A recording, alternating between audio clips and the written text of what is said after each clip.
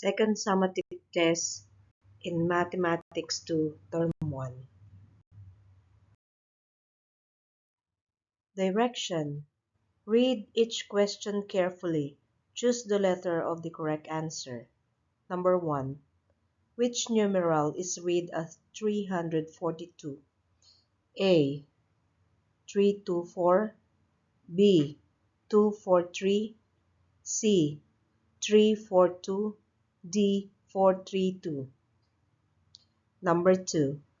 How do you write the numeral 608 in words? A. 608, B. 680, C. 68, D. 6008. Number 3. Which number word matches the numeral 915? A. 950, B.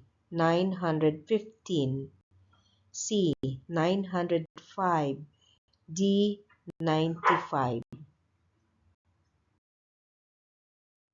Your teacher says, write 826 in numerals. What should you write? A. 862, B. 826, C.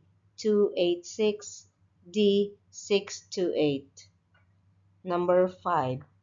Which numeral correctly represent 1000? A. 100, B. 1001, C. 10000, D. 1000.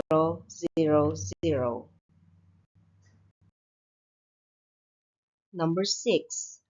Which numeral is shown by 4 hundreds, 3 tens, and 5 ones? A. 345, B. 453, C. 435, D. 534. Number 7. Which number has 6 hundreds, 0 tens, and 7 ones? Letter A. 680, letter B. 607, letter C. 670, letter D. 607. Number 8. Which place value model represents 532? A. 5 hundreds, 3 tens, 2 ones. Letter B. 5 hundreds, 2 tens, 2 ones. Letter C. 6 hundreds, 5 tens, 2 ones. Letter D. 2 hundreds, 3 tens, 5 ones. Number 9. Which numerals matches 8 hundreds, 3 tens, and 1 ones? A. 831, B. 813, letter C. 841, letter D. 138. Number 10. Which representation correctly shows 680? A. 6 hundreds, 8 tens, 0 ones. Letter B. 6 hundreds, 0 tens, 8 ones. Letter C. 8 hundreds, 6 tens. Letter D. 68 tens and 8 ones. Number 11. What is the next number? 100, 200, 300, 400. Letter A. 450. Letter B. 700. Letter C. 600. Letter D. 500. Number 12. Count by 20s. What comes next? 120, 140, 160. Letter A. 170. Letter B. 180. Letter C. 190.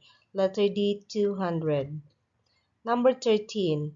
Which set of numbers is arranged from smallest to largest? A. 620, 602, 260.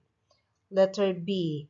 260, 602, 620. Letter C. 602, 260, 620. Letter D. 620, 260, 602. Number 14. Which number should come first when arranging from greatest to least? A.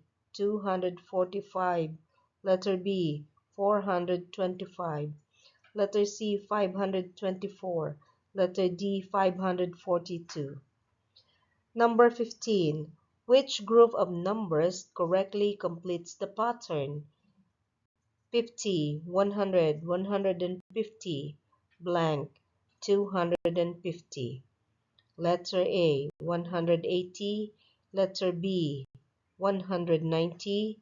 Letter C, 200. Letter D, 220.